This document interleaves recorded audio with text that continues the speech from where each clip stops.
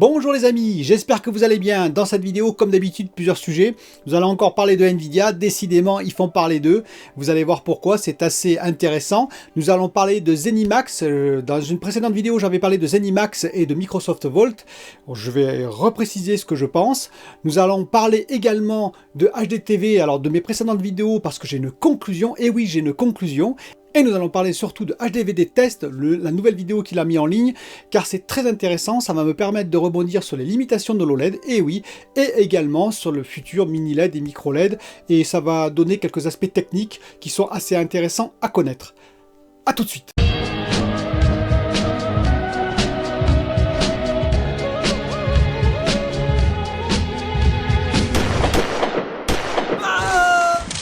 Pour commencer, je vais déjà commencer par une question d'un abonné. Et oui, une question d'un abonné pour laquelle je peux difficilement répondre, c'est-à-dire que c'est Tony, Tony qui a dit qu'il faisait du My Video en stream, vous savez, le My Video sur la PS5, qu'il avait pas mal de films qu'il avait avant, probablement, je présume, et que sur la PS5, ça sortait, c'était pas terrible l'image.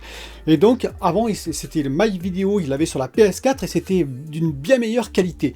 Donc la question qu'il pose, c'est déjà, est-ce que vous c'est le même cas? Est-ce que quelqu'un a une idée pourquoi sur la PS5 c'est moins bon?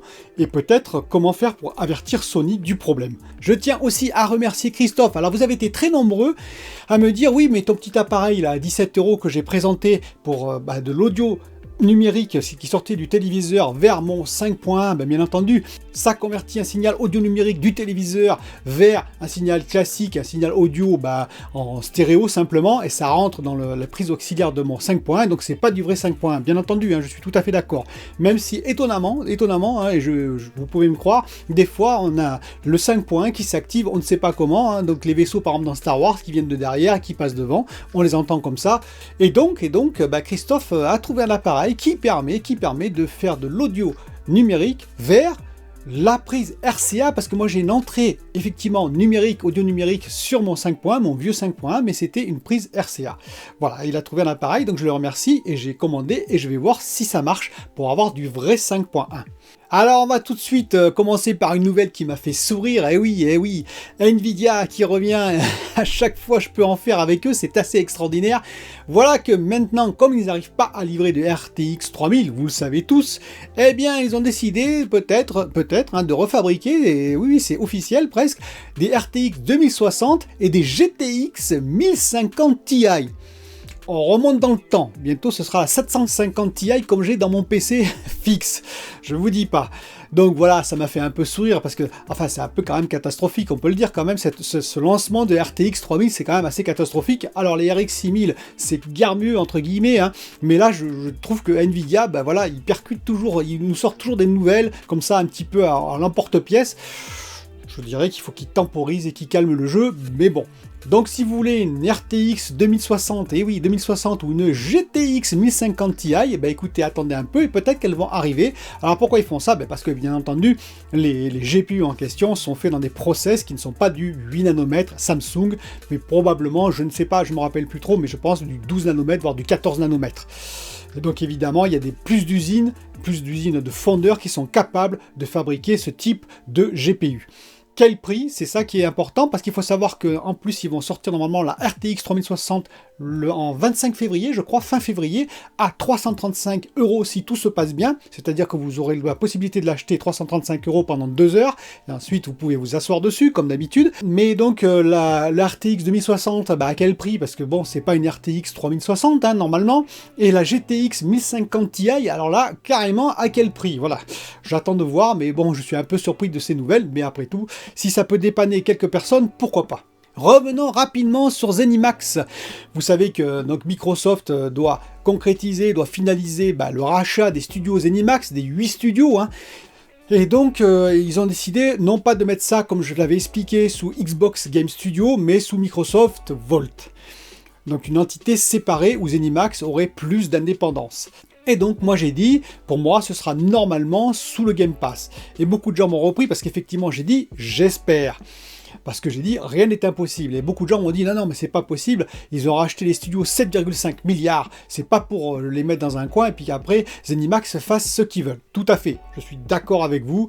Bien entendu, Je ne peux pas penser, en plus Phil Spencer l'avait dit, que les studios Animax ne seront pas dans le Game Pass, parce que ce serait très intéressant pour le Game Pass. Vous imaginez, ce serait un appel, comme j'avais déjà dit à l'époque, hein, un appel pour que tous les gens viennent sur le Game Pass, enfin, un maximum de personnes viennent sur le Game Pass, mais on ne sait jamais. Voilà, c'est tout ce que je voulais dire.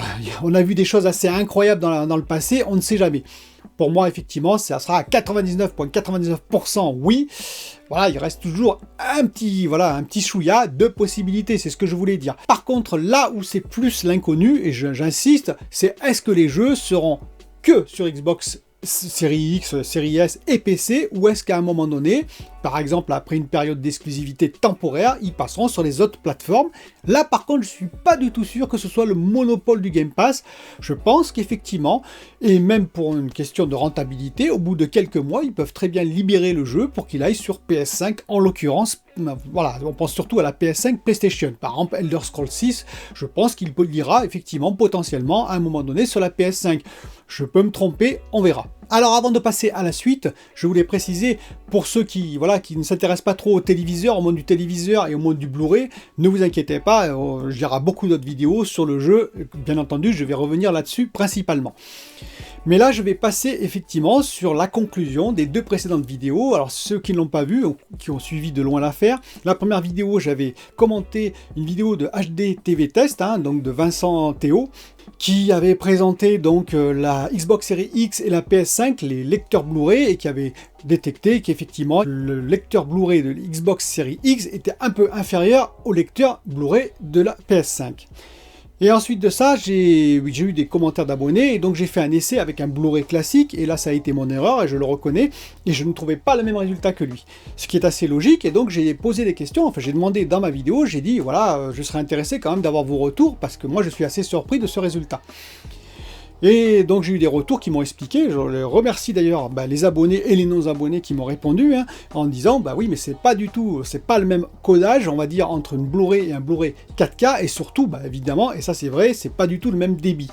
Ce qui fait que quand la Xbox Series X détecte un Blu-ray 4K, elle commute effectivement en RGB au lieu de rester en YCbCr, qui est on va dire un format plus cinématographique.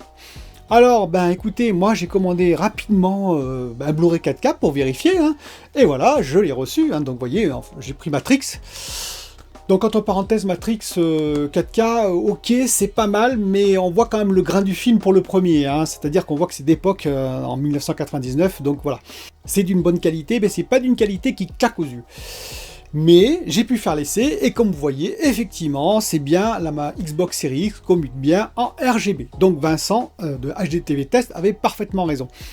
Alors après, pour les quelques personnes, on va dire, qui se sont un peu offusquées, que j'ai sorti cette vidéo, etc., la deuxième vidéo, je dirais que, écoutez, il faut toujours avoir un esprit un peu critique, même si on peut se tromper, l'essentiel c'est de reconnaître ses erreurs, ce que je fais toujours, et je pense pas que ça a été vraiment préjudiciable à Vincent, parce que les quelques personnes qui s'intéressaient, on va dire, réellement au Blu-ray, au 4K, au monde du téléviseur, etc., qui étaient sur ma chaîne aussi, je pense qu'ils connaissaient Vincent Théo depuis très longtemps, Pepe Ward aussi, et bien avant qu'ils ne me connaissent moi.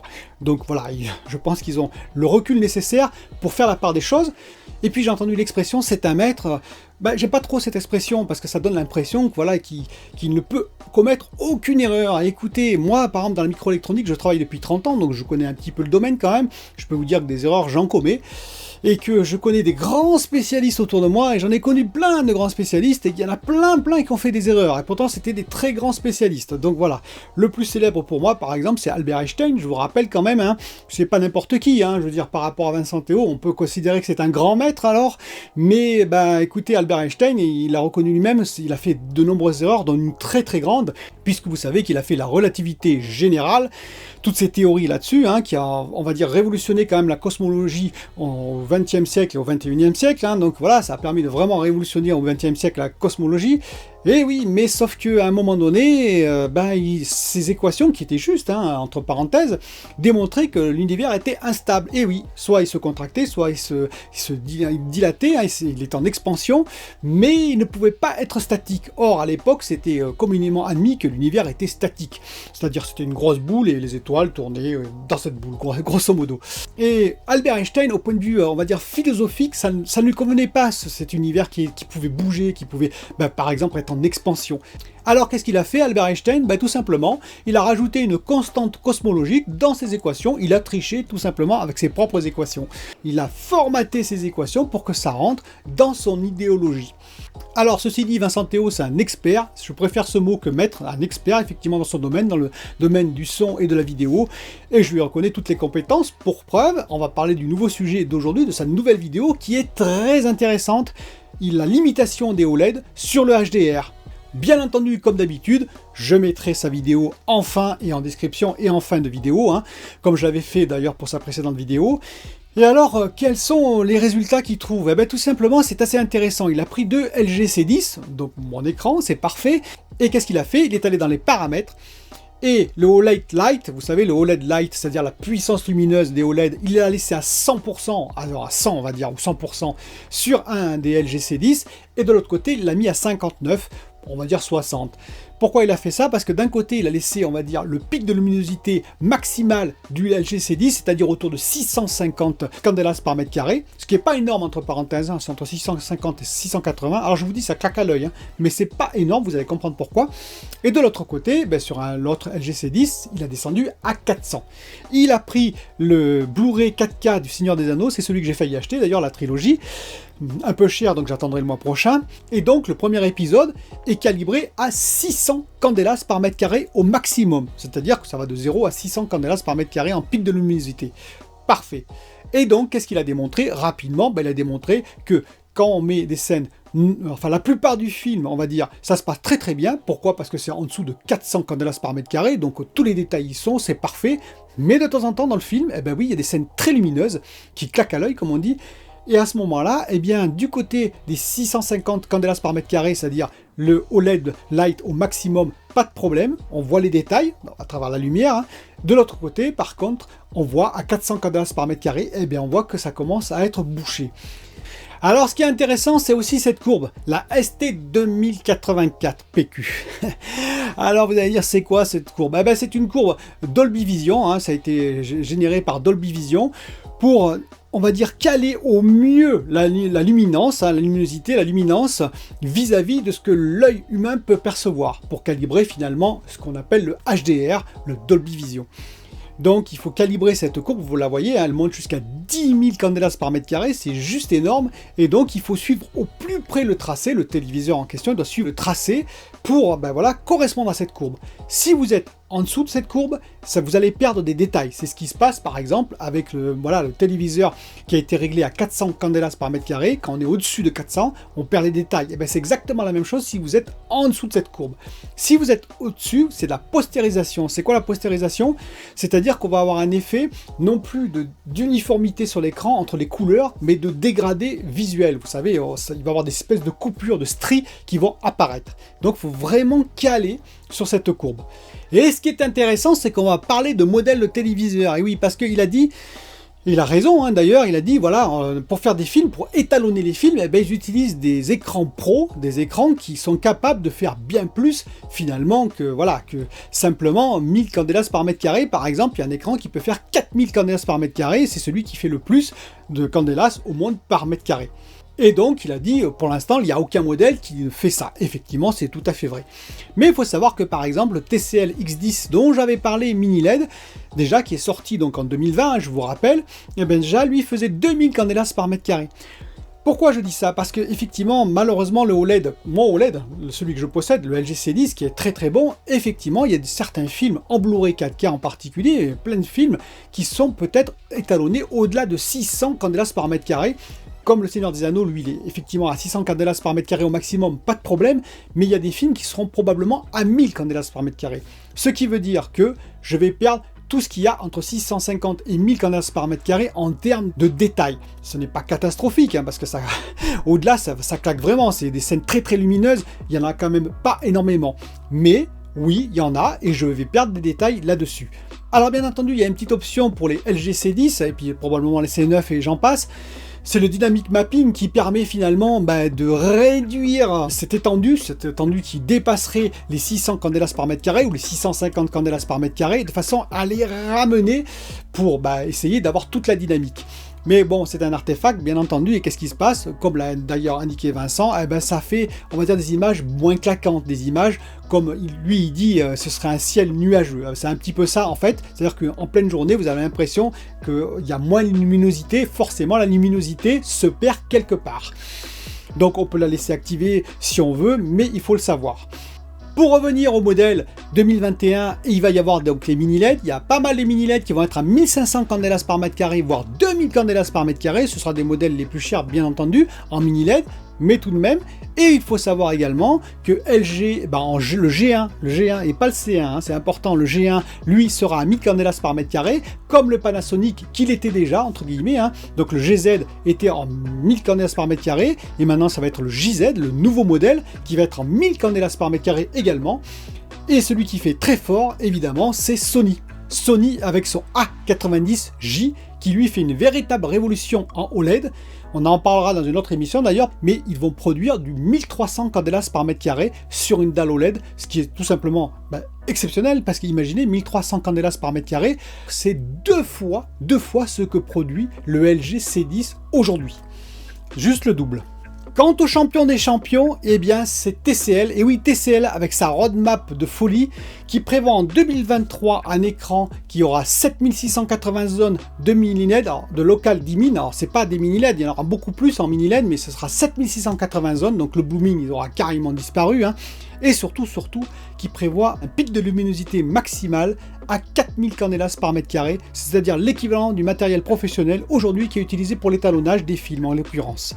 Il prévoit également, sur le REC 2020, le REC 2020 c'est quoi? C'est l'espace colorimétrique visuel défini pour l'œil humain. C'est le plus grand espace colorimétrique, on va dire, qui a été défini. Il prévoit 98% de l'occupation de cet espace colorimétrique. Vous imaginez, c'est juste énorme, 98%, là où aujourd'hui on est plutôt à 75%, voire 80%. Donc 98%, ce sera juste énorme. Dernier point très important, pourquoi on baisse les OLED Light? C'est-à-dire la luminosité des OLED, pourquoi on ne l'avait pas tout le temps au maximum? On baisse la luminosité des OLED en l'occurrence parce que la durée de vie qu'on nous annonce LG, c'est-à-dire les 20 à 30 000 heures qu'on nous annonce, on ne sait pas dans quelles conditions c'est. Est-ce que ça veut dire qu'au bout de 20 000 heures, les OLED ne marchent plus du tout? Est-ce qu'au bout de 20 000 heures, on a perdu la moitié d'efficacité des OLED? Ça veut dire qu'elles ont leur pic de luminosité a baissé de moitié? Est-ce qu'on a 80%? C'est ça qui est important. Si vous le savez, d'ailleurs, si vous connaissez les conditions, dites-moi-le, mais je ne les connais pas moi personnellement. Ce qui veut dire que si, par exemple, on a perdu la moitié de la luminosité au bout de 20 000 heures, ou voilà, on peut l'imaginer, ça veut dire qu'on n'a plus que 300 candelas de pic de luminosité au maximum sur votre écran. Ça compte quand même. Hein. Donc, pour augmenter la durée de vie des OLED, en l'occurrence, c'est pas la peine de les mettre à 100% tout le temps. Vous avez la possibilité de faire plusieurs programmes, c'est l'avantage. Donc vous pouvez avoir un programme cinéma, et ce programme cinéma, vous pouvez effectivement mettre les OLED à 100% et ainsi profiter au maximum, on va dire, de l'amplitude maximale, 650 candelas par mètre carré ou un peu plus pour les LG C10. Par contre, si vous regardez une émission, si vous regardez des informations ou je ne sais quoi, vous pouvez basculer sur un autre programme où vous allez économiser vos OLED parce que croyez-moi, en mettant même à 60, voire même 55, c'est largement suffisant en termes de luminosité, sauf si vous êtes en plein jour avec des baies vitrées partout et le soleil dans le dos. Sinon, vous pouvez mettre largement 50 à 55, ce qui fait que vous augmentez du double la durée de vie de vos OLED. Dans les jeux, d'ailleurs, c'est pas la peine non plus de mettre 100%, vous verrez qu'en mettant 60, 70, c'est largement suffisant pour la plupart des jeux, tout simplement. Donnez-moi vos commentaires, n'hésitez pas, je les attends nombreux comme d'habitude, je vous en remercie d'ailleurs, et je vous dis à bientôt pour une autre vidéo.